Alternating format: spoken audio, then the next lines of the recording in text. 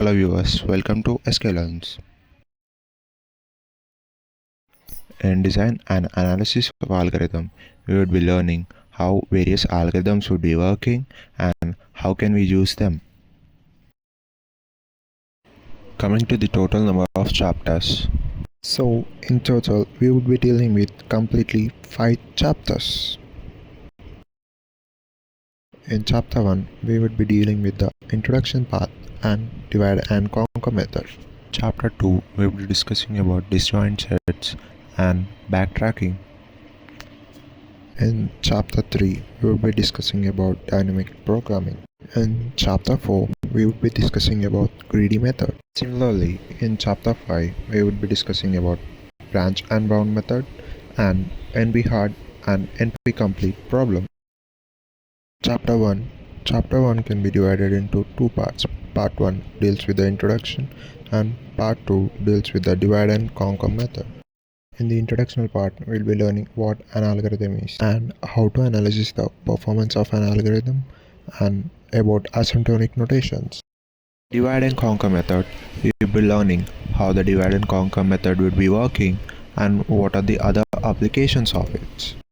And we will be discussing about probabilistic analysis and amorphous analysis as additional topics. Now, without any delay, let's go and learn what is an algorithm. So, what is an algorithm? Algorithm is a finite set of instructions or a procedure which we use to solve a problem or perform computations and complete various tasks. And we should always keep in mind that algorithm is not the entire code or the entire program. It's just a simple logic to a problem which we want to solve and which is basically presented in a flowchart or a pseudocode. To know how an algorithm is different from a program, let's see some of the differences.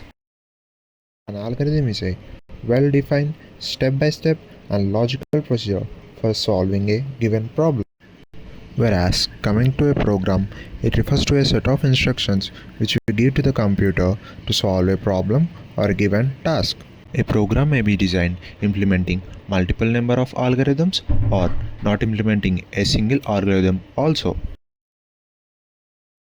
An algorithm provides abstract steps for processing one sequence of related information into a different sequence of derived information. To simply put it, we can also say that an algorithm may be divided into multiple algorithms also, and they are also conceptually related. The constituents of a program may not be conceptually related. For example, let us take a program which is designed to play a maze game. Function 1 would be dealing with the generation of random mazes, and function 2 would be dealing with updation of software. In the above program, we can see that both the functions are not conceptually related but support the program.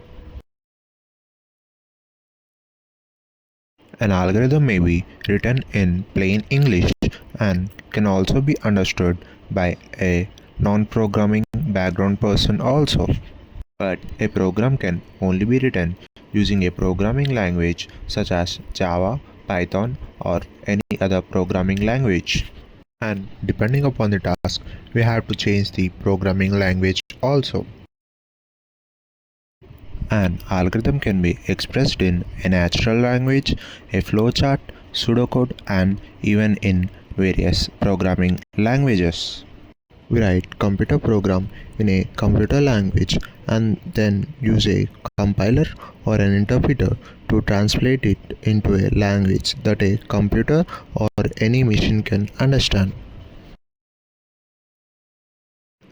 An algorithm can be executed by a person, but we would be needing a computer to execute a program.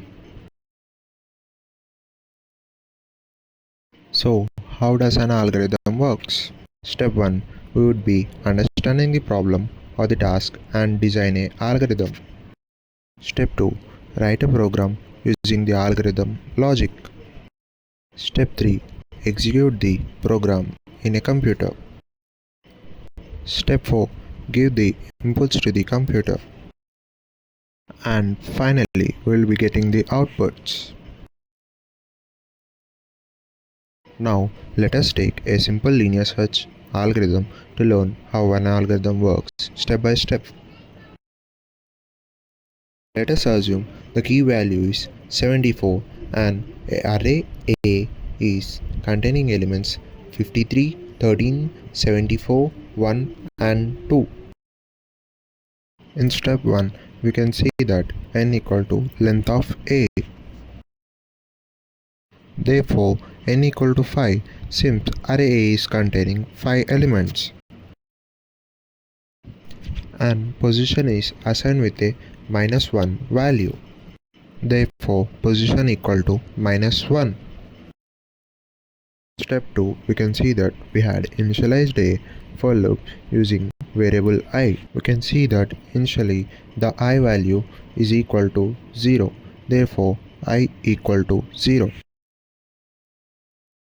Next, we have to compare the key value with the array value which had the index I. Since I equal to 0, therefore A of I equal to 53.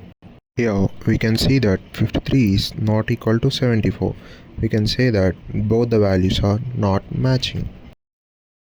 Here we can see that if statement is not satisfied.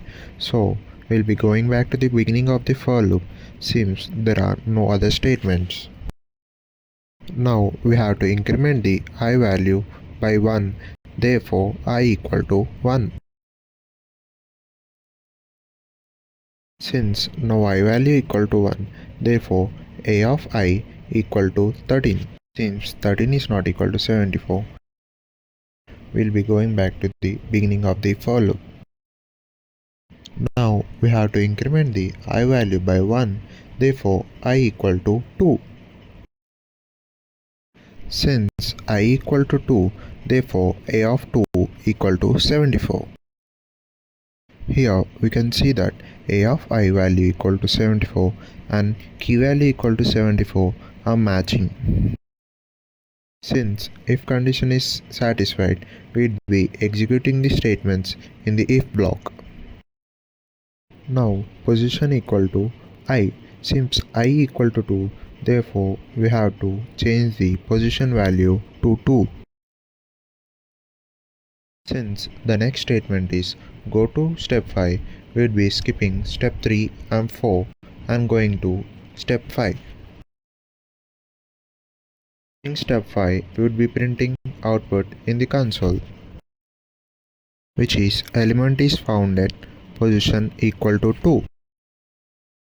And the final statement is end. Now the algorithm gets terminated and the process is completed.